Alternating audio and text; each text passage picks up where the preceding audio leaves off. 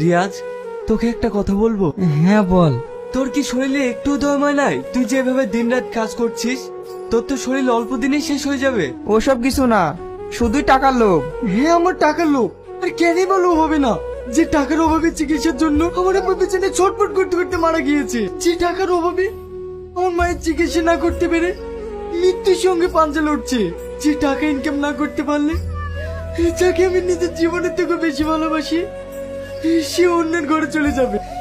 তাই আমি টাকা ইনকাম করতে চাই, অনেক টাকা ইনকাম করতে চাই।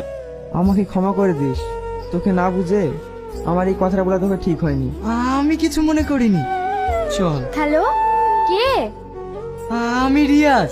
এই এতদিন পর তোমার আমার কথা মনে পড়লো? না গো, আসলে কাজের খুব চাপ, আর তাছাড়া আমার মোবাইলে ব্যালেন্স নেই, তাই আমি তোমাকে ফোন করতে পারিনি।